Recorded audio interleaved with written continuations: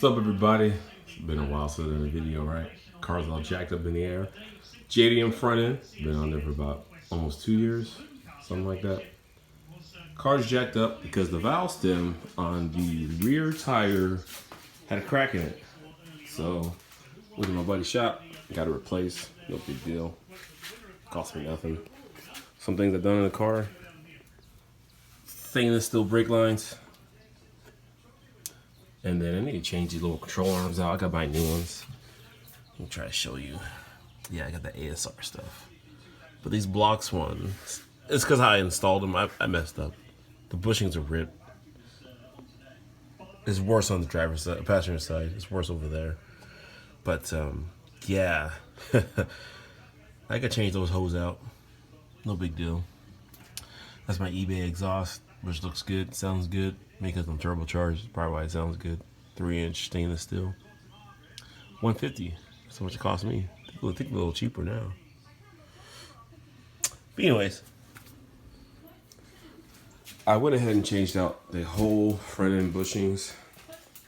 Can't really show you. You just gotta take my word for it. All of them been changed from upper, lower, control arms. Everything, all the bushings in the front have been changed. So I got the inch suspension on that. I get realigned. Car drives a little different, feels different at least. And what have I done in eBay? Well, let me show you. Not much of anything. Yes, I know I do need to paint it. My painted originally, I didn't do a good prep job, so I'm gonna come back later this year hopefully and do a proper job. So. One thing that changed was the ignition system. I have the coil-on pack. The Honda had a coil-on pack. Got it from Speed Factory. Pretty good. I wired it wrong because the instructions suck from Honda. Because these two wires right here, their instructions are just not clear. But I had them swapped around. The car wouldn't start. I swapped them around and it started. But originally, the reason why I got this kit is because when I was on the dyno, the top end was breaking up a lot. So I was like, man, you know, my external coil and all that stuff, I thought I was rated for like 800 plus, but it's breaking up on me. So that was the spark plugs themselves, but the spark wires are kind of old and tired. That was that. So I went ahead and bought this. I was like, let me just get this out of the way because I know it's a better spark, right? So the day I installed it, I took the cap off, the original cap. Freaking the rotor screw was out. And the rotor was just like not really on there good. So probably that top end is doing one of these. So it's probably like got a bad spark. But that's a lot of money I wasted, right? I guess. But it's a better spark with this, so I'm fine. I haven't gotten retuned yet or just cleaned up, but I plan on it. But that's that. So this right here, this is for your oil catch can. It's a better system. No drilling involved or welding. Granted, I do want to get a new valve cover. Clean up this because this valve cover is done. You can't fix this. You can cut them off and put it down, but better off buying another valve cover. The valve covers are expensive nowadays for some reason. So this way this system works. I already unscrewed this a little bit. So you unscrew this, these holes in here for the oil vapors to escape. This is like tapered inside of here. So you tighten this down. So the air vapors go through here to the catch can. Cleaner system, meaning you don't have to drill any holes or weld anything to your valve cover. This is a whole lot better. The company is called Level 7 Performance. Just look them up. I bought this off a friend. Bought it used, it was brand new, but bought off a friend for like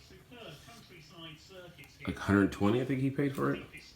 So they only make this for K and B series, from my understanding.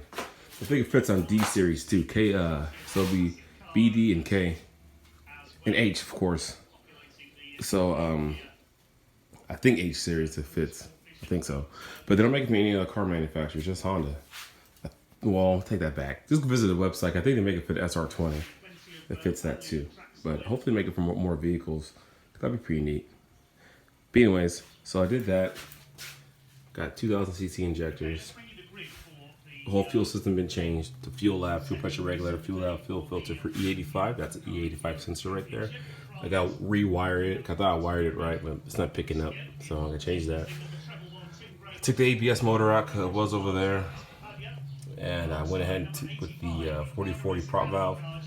So it looks kind of crowded right in there, but that's how it's gonna look. Cause yeah, I really can't change that. Whoops! But I do plan on taking the intake manifold off, shaving all this down, sanding all this down, respraying it. Maybe later this year when it's not so hot. It's hot in Texas right now, but that's some things I've done to the vehicle. The major thing was the front end. It was kind of a doozy getting on there, but I got it on there. It's the one with the HIDs. And then you got this. I bought this like in June, and these are some of the replacement parts, like water pump, oil pump, head gasket, things I need to put on here. The reason why I'm not really working on it, because the ARP head studs are on back order. They've been on back order since like February of this year. I pulled the trigger in May, hoping they'd come back in June. Order from Jgott. Jgott emailed me back like about a week ago and said that they're on back order until like August 20th. So I'm still waiting on that. But I do have the panic wire engine harness, ECU, a FRS rear end, that's LSD, a YFRS. The gear ratio on that is a 4:1. My stock one on that is a 3.9. No LSD bolts straight up to that car. So yeah, I got the bolts for that. Yeah, I got everything just about.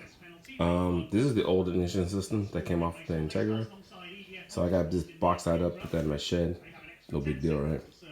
But I got just about everything here. Got the clutch pedal also because that's an automatic. I'm switching to manual.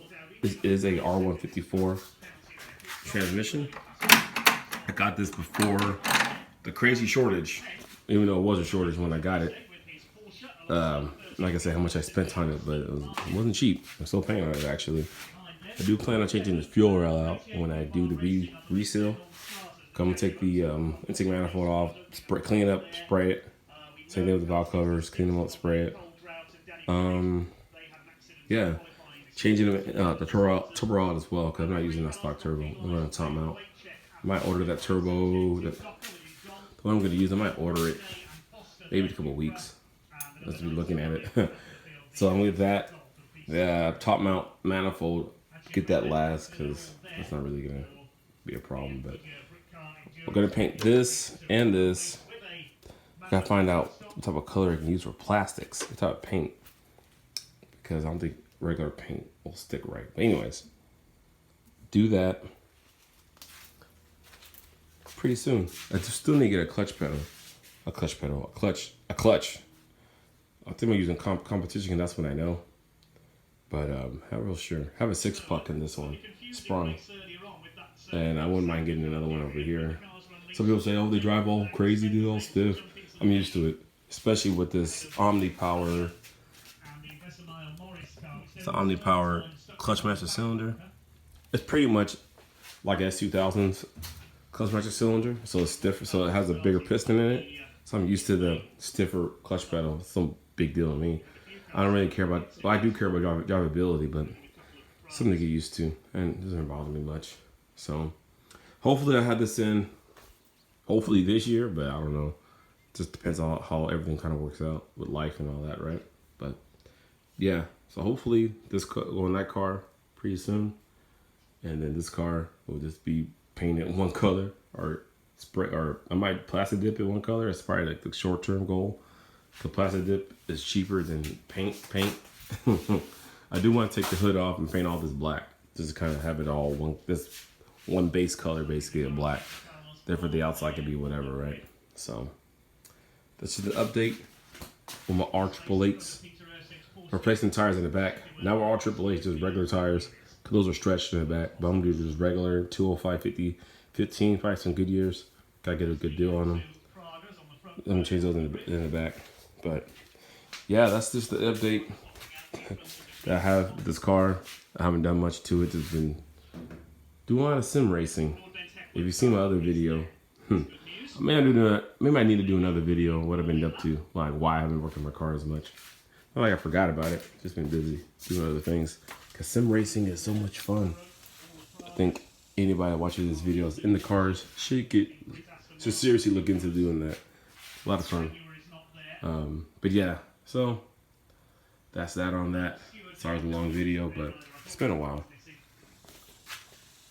And if you know the reference of this quote, put it in the comments.